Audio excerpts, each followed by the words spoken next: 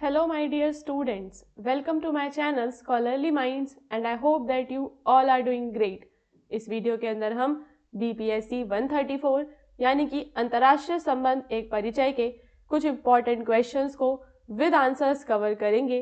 तो अगर आप हमारे चैनल पे नए हैं तो चैनल को ज़रूर सब्सक्राइब कर लेना, और अगर आपने अभी तक अपना BPSC 134 का जो गेस्ट पेपर है उसे परचेज नहीं किया है तो आप डिस्क्रिप्शन में जो लिंक गिवन है उस लिंक से हमारी वेबसाइट पे जाके अपना जो गेस्ट पेपर है BPSC उसे आप परचेज कर सकते हो।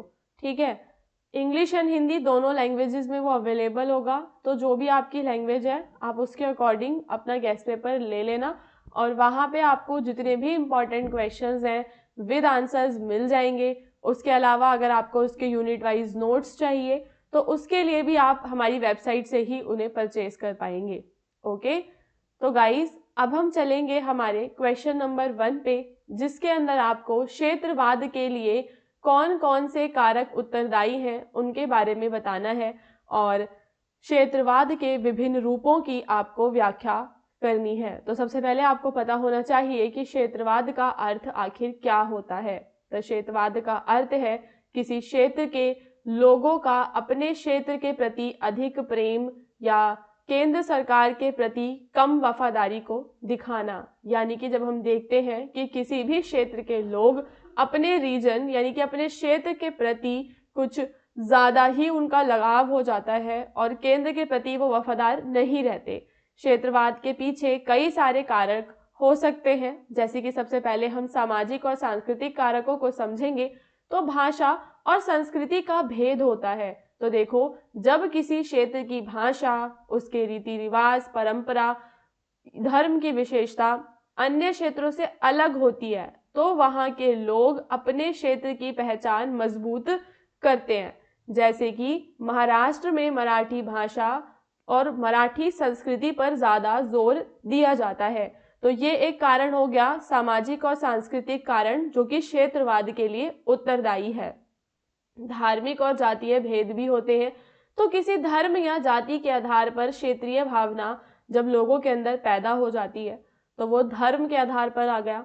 फिर आपके आर्थिक कारक होते हैं। यदि किसी क्षेत्र के अंदर उद्योग, बुनियादी सेवाएं, ठीक है, या सरकारी निवेश बहुत कम है तो वहाँ के जो लोग होंगे वो केंद्र सरकार के प्रति असंतोष रहेंगे, मतलब उनके अंदर वो डिससेटिस्फाइड होंगे, केंद्र सरकार के प्रति नाखुश होंगे। जैसा कि हमें पूर्वोत्तर भारत में देखने के लिए मिलता है, जो हमारे असम, नागालैंड, मिजोरम वाले एरियाज हैं पूर्वोत्तर भारत के, वहाँ पे हम देखते हैं कि विकास की कितनी ज़्यादा कमी है और संसाधनों पे वहाँ के लोग नियंत्रण अपना स्थापित करना चाहते हैं। प्राकृतिक संसाधनों के वितरण की वजह से भी हम देखते हैं कि क्षेत्रवाद उत्पन्न होता है। फिर क्षेत्रवाद के राजनीतिक कारण भी होते हैं, जैसे कि तमिलनाडु में जैसे DMK पार्टी हो गया, तो जो पार्टीज होती हैं, क्षेत्रीय पार्टियां, वो वहाँ पे अपना प्रभाव जमाती हैं। भौगोलिक कारण की बात करें तो दूर दराज या सीमावर्ती क्षेत्र अपने अलगपन के कारण विशेष पहचान को बना के रखते हैं। सिक्किम और जम्मू कश्मीर में विशेष क्षेत्रीय भावनाएं आप देखते हो। तो क्षेत्रवाद केवल एक ही रूप में नहीं होता, इसे विभिन्न दृष्टिकोणों से वर्गीकृत किया जा सकता है। जैसे कि आपका एक होता है सांस्कृतिक क्षेत्रवाद, यानी कि किसी क्षेत्र की भाषा, कला के हिसाब से के आधार पर क्षेत्र की पहचान को जब प्रमुखता दी जाती है तो वो होता है गाइज सांस्कृतिक क्षेत्रवाद। उदाहरण में कन्नड़ भाषा और संस्कृति को बढ़ावा देना। तो यहाँ पे देखो, सबसे पहले आपने क्या बताने हैं, आपको क्षेत्रवाद के लिए कौन कौन से कारक उत्तरदायी होते हैं, क्षेत्रवाद क्या होता है, आप वो बताओगे। देन आप इसके विभिन्न रूपों की व्याख्या करते हुए सांस्कृतिक क्षेत्रवाद बताओगे, राजनीतिक बताओगे और आर्थिक भी बताओगे। तो राजनीति में कैसे, जब किसी क्षेत्र विशेष की राजनीति और नेतृत्व को केंद्र में रखा जाता है। तमिलनाडु में भाषा और राज्य की स्वायत्ता पर जोर देना। आर्थिक क्षेत्रवाद, विकास और संसाधनों के वितरण में असमानता के खिलाफ क्षेत्रीय भावनाएं, तेलंगाना आंदोलन, ये सारा आपका आर्थिक क्षेत्रवाद में आता है। धार्मिक यानी कि धर्म के आधार पर, और भाषा आधारित भी ये हो सकता है।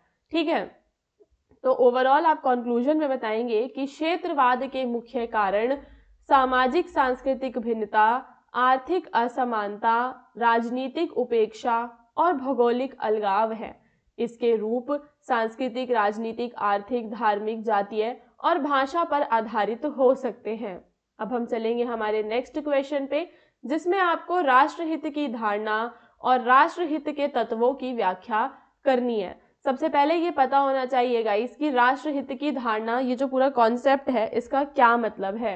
तो राष्ट्रहित से आशय है किसी देश के अस्तित्व, सुरक्षा, विकास और भौगोलिक, राजनीतिक, आर्थिक एवं सामाजिक सुदृढ़ता से जुड़े मूलभूत उद्देश्यों को सम्मिलित करना।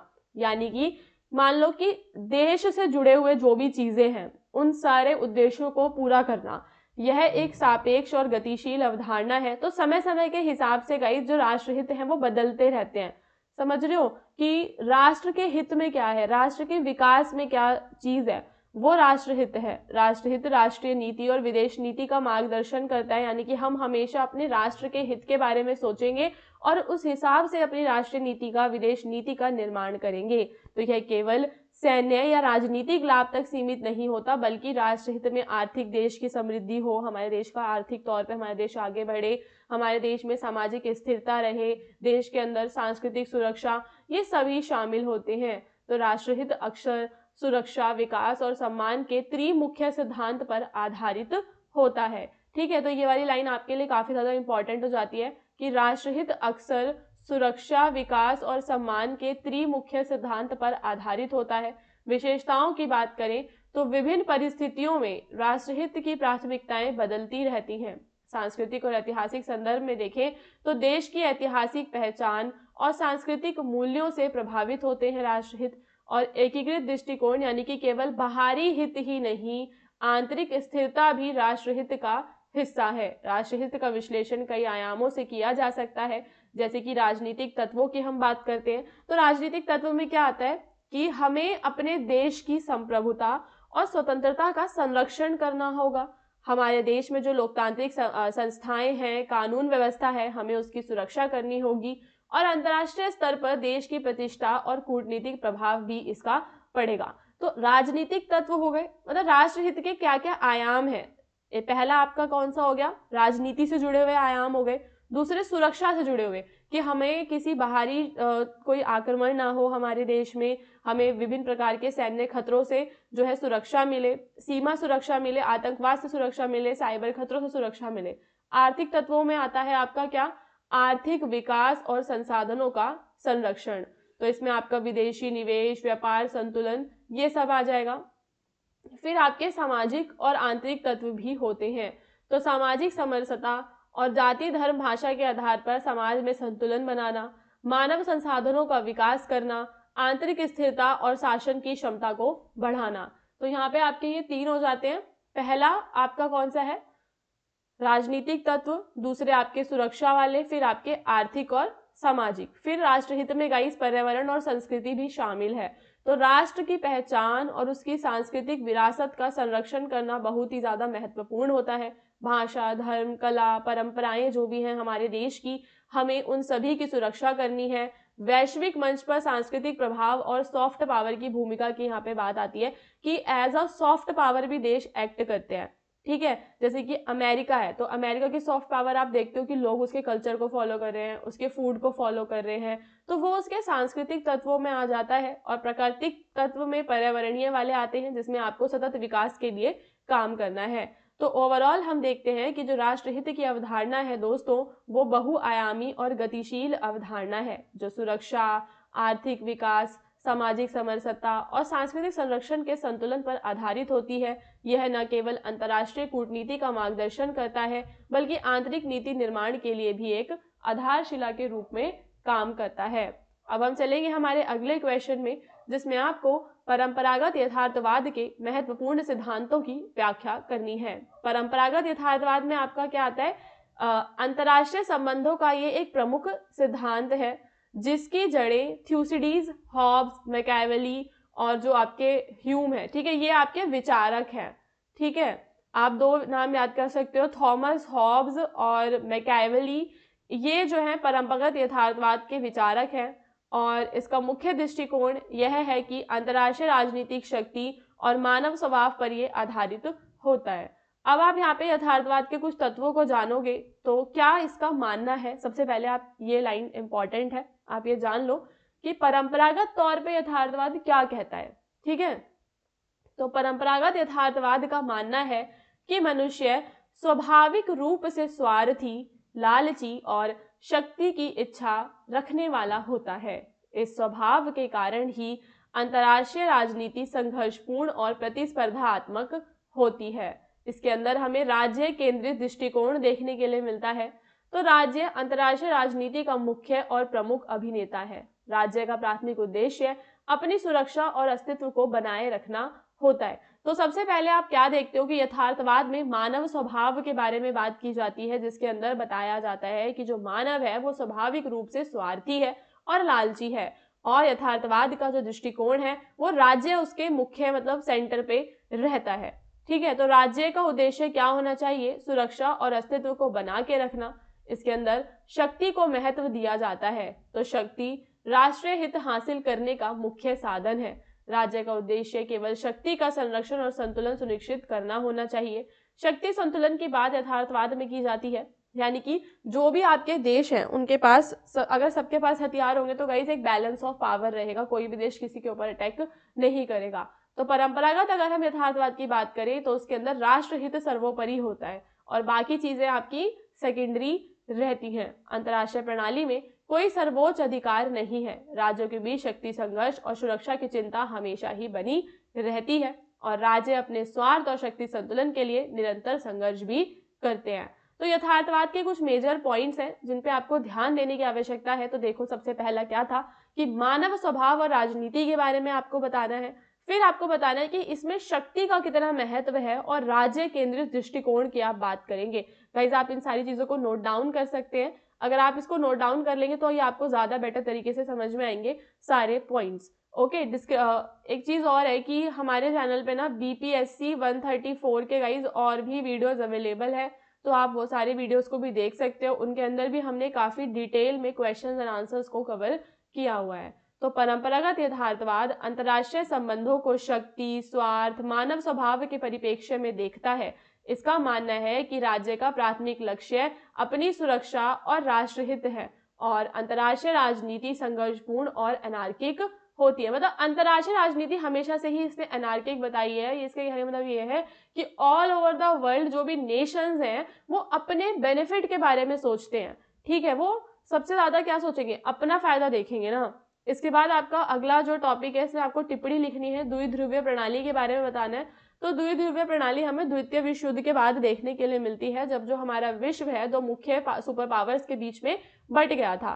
ठीक है, तो द्विध्रुवीय प्रणाली अंतर्राष्ट्रीय राजनीति की वह व्यवस्था है जिसमें विश्व की शक्ति दो प्रमुख महाशक्तियों के बीच केंद्रित होती है। शीत युद्ध काल इसका सबसे प्रमुख उदाहरण है, जहां अमेरिका, सोवियत संघ वैश्विक राजनीति के दो ध्रुव बने थे। दो प्रमुख शक्तियों की बात करें तो अंतर्राष्ट्रीय निर्णयों और युद्ध शांति नीति पर यह प्रभाव डालती हैं। सांकेतिक स्थिरता यानी कि शक्ति का स्पष्ट वितरण युद्ध को नियंत्रित करता है। तो देखो, द्विध्रुवीय विश्व में हम क्या देखते हैं कि विश्व दो शक्तियों में बढ़ गया था। एक तो था आपका यूएसएसआर यानी कि सोवियत संघ, और एक था आपका यूएसए यानी कि अमेरिका। तो उनके बीच में शक्तियों का वितरण था और युद्ध क्यों नहीं हो रहा था? क्योंकि दोनों को पता था कि सब दोनों के पास ही परमाणु हथियार है। प्रतिस्पर्धा और तनाव हम देखते हैं। वहीं दूसरी तरफ आप क्या देखते हो कि भारत जैसे देशों ने उस टाइम पे नॉन अलाइनमेंट की नीति की शुरुआत की थी कि वो ना तो सोवियत संघ के गुट में शामिल हुए थे और ना ही अमेरिका के गुट में शामिल हुए थे। तो द्विध्रुवीय प्रणाली ने शीत युद्ध के दौरान वैश्विक राजनीति को स्थिर रखा क्योंकि शक्तियां सीधे युद्ध में नहीं उलझी थी। हालांकि इस प्रणाली ने क्षेत्रीय संघर्ष और शीत युद्ध जैसी तनावपूर्ण स्थिति को हमेशा बना के रखा।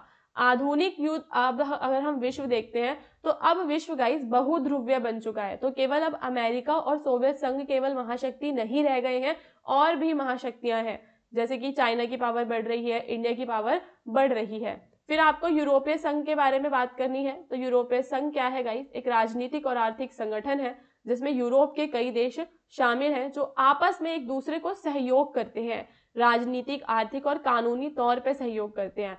यूरोपीय संघ के अगर हम उद्देश्य की बात करें तो इसका उद्देश्य है शांति, स्थिरता और आर्थिक सहयोग को सुनिश्चित करना। इसकी मुख्य विशेषताओं में बात आती है कि यूरोपीय संघ के जितने भी देश हैं उनकी साझा बाजार है और उनकी मुद्रा भी साझा है, मतलब वहां पे यूरो चलता है। संयुक्त नीति अपनाते हैं, मतलब सारे जो देश हैं वो कृषि को लेकर, सुरक्षा, व्यापार, पर्यावरण, इन सब के अंदर सिमिलर टाइप की नीतियों को अपनाते हैं। संस्थागत ढांचे की बात करें तो इसमें यूरोपीय आयोग, यूरोपीय संसद और यूरोपीय न्यायालय शामिल है। ठीक है, इसके अलावा गाइस सामूहिक निर्णय और वैश्विक मंच पर भी ये अपनी आवाज को एकीकृत रखता है। तो यूरोपीय संघ आप बताओगे कि यूरोप के विभिन्न देशों का गुट है। कौन कौन से इसमें देश आते हैं वो आप एक बार गूगल करके देख सकते हो, बाकी तो आप यूरोप के देश इसमें लिख सकते हो। तो यूरोपीय संघ ने द्वितीय विश्व युद्ध के बाद शांति और समृद्धि सुनिश्चित करने में महत्वपूर्ण भूमिका निभाई। यह वैश्विक राजनीति में यूरोप के देशों को सामूहिक शक्ति प्रदान करता है। हालांकि ब्रेक्सिट और आर्थिक असमानताएं इसके एकीकरण की प्रक्रिया में चुनौतियां उत्पन्न करती हैं। तो गाइस अब देखो यहाँ पे क्या है कि जो ये वाला वीडियो है ये हमारा पार्ट 1 का वीडियो है। इसके अलावा जो मेरे पुराने वीडियोज हैं आप उन्हें ज़रूर देखो, जो कि हमने अभी जून में और लास्ट ईयर दिसंबर 2024 में जो हमने बनाए थे, वो वीडियोज आपके लिए काफ़ी ज़्यादा हेल्पफुल होंगे, क्योंकि उसके अंदर आपको बाकी के जो प्रीवियस ईयर के क्वेश्चंस हैं वो मिल जाएंगे। स्टिल अगर आपको ये मैटर इनफ नहीं लगता है तो आप डिस्क्रिप्शन में जो हमारी वेबसाइट का लिंक गिवन है आप वहां से अपने गेस्ट पेपर एंड नोट्स को परचेज कर सकते हो। अब हम मिलेंगे हमारी अगली क्लास में, जब तक के लिए all the best for your examination.